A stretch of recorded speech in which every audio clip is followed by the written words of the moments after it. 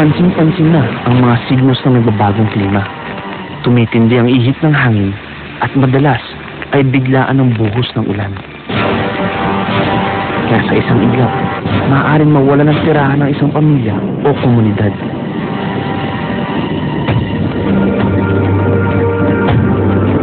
Ganyan na nangyari sa Barangay Maasin sa Zamboanga City.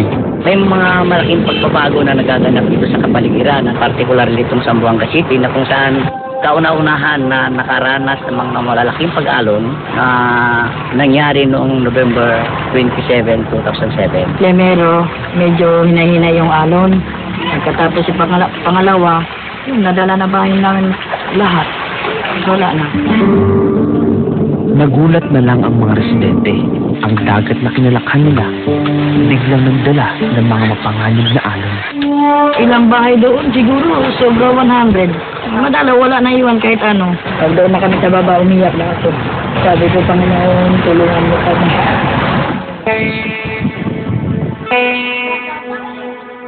Likas naman daragat ang mga badyaw. Pero dahil sa takot sa mga lumalaking alon, ang iba sa kanila ay napilitan ng lisanin ng karagatan. Ang katiting na pag-aari ng mga taga rito, ipinaubayan na lang nila sa dagat. Ang nasa isip ko, bakit ganito? Ano ang kasalanan namin sa Diyos? Bakit ganito ang ginawa sa amin? Dahil sa nangyari, kumilos na ang lokal na pamahalaan para ilayo ang mga badyaw sa panganib. It is very risky for them to stay there. Nasabi namin ngayon sa kanila na huwag na kayong bumalik. Pero hindi madali para sa ibang badyaw na iwan ng dagat. Hindi kami mabuhay doon kasi yung hanap buhay na yung mga mister namin dito sa dagat. Hindi kami sanay doon sa tuwang, sa bundok. Minsan na silang tinawag na God-forsaken people. Ngayon, pati ang dagat na kinalakhan ng mga badyaw, tila pinababayaan na rin sila.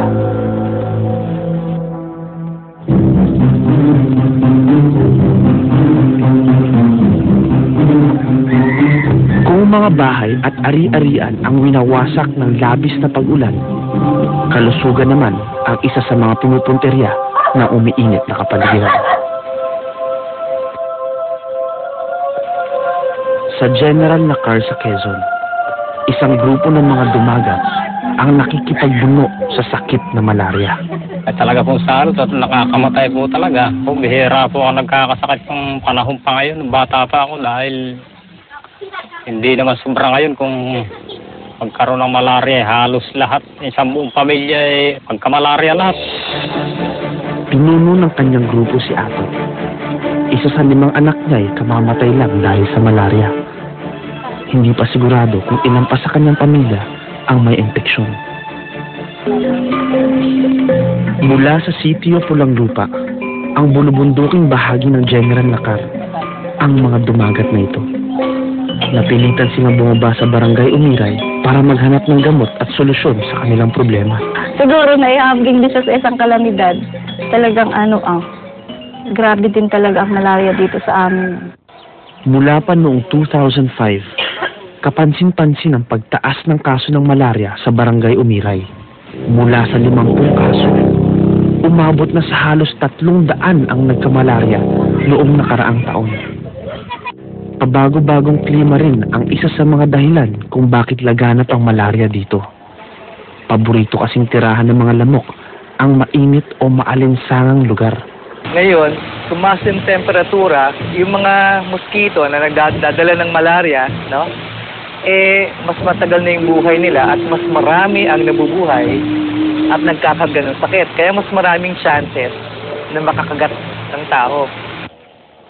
Plano na raw lumipat ni Atot sa ibang lugar. Gusto ko mong mayari, umalis na pati kami rito sa Pulang Lupa at dito ang may malaria. Lilipat na uli kami rito sa kabundukan. Pero sa ngayon, ito muna ang naisip nilang paraan para solusyonan ang kanilang problema. Ang grupo ni Atot, sumali sa isang born-again Christian group. Makapangyarihan kaya sa umagang ito, Diyos, kayo namin pinagkakatiwala ang lugar na ito. Alisin mo ang kapangyarihan ng malaria sa lugar na ito.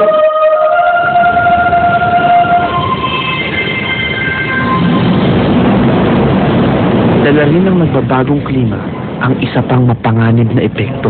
Iba't ibang sakit na dulot ng umiinit na temperatura.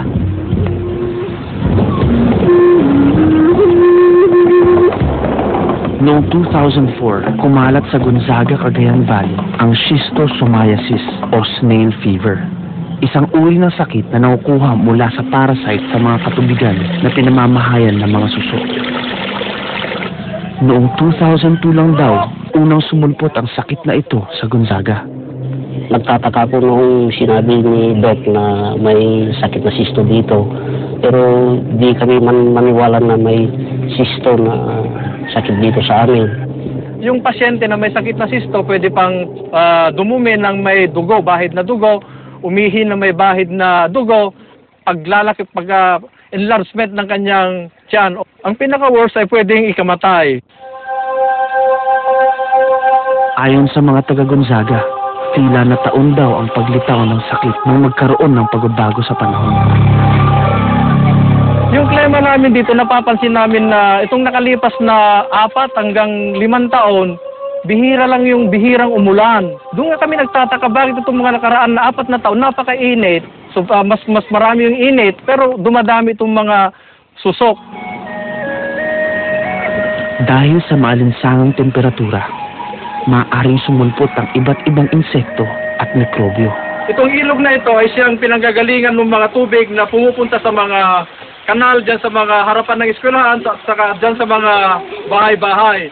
So ibig sabihin, pagka-infected ang source ng water, lahat ng tubig na nanggagaling o ilog na nanggagaling dito ay infected na rin siya ng cysto. Ayon sa mga eksperto, sa isang umiinit na mundo, ang paglitaw ng mga ganitong klase ng karamdaman ay dapat na nating asahan. Pagka tumataas ang temperatura, yung kalusugan ng tao apektado directly sa heat stress, ganyan, heat stroke. Indirectly, may korelasyon din yan. May nabubuhay ng mga insekto na dating hindi nabubuhay na nagkakarga ng mga sakit. Pagka umiinit din, dumadami yung mga yan, mas maraming nabubuhay. Kaya yung mga tubig na dati kakaunti lang yung infected na may dumadami sila. Kaya nga hindi ka taka-taka na noong 1998 na sinasabing pinakamainit na taon sa Pilipinas, naitala rin ang pinakamataas na bilang ng kaso ng dengue fever. Marahil, ang banta ng nagbabagong klima sa kalusugan ay kailangan na rin harapin ng mga doktor at health workers. Yun yung isang dapat mangyari. Palitan yung pananaw na maaaring nanggagaling ngayon ng mga sakit natin ay dahil sa pagbabago ng klima. Dumadating na andiyan na Dumadami na yung kaso ng malaria. Dumadami na yung kaso ng dengue, mataas na masyado para hindi pansinin.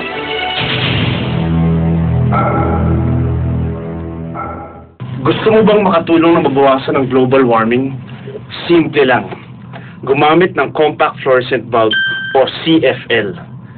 Mas matagal ito mapundi at mababawasan pa ang energy consumption mo ng 80%. O diba? Simple lang. This same day, last year, we were swimming with up to 10 different sharks in one day. And now, they're not there. Maybe the food isn't there this year.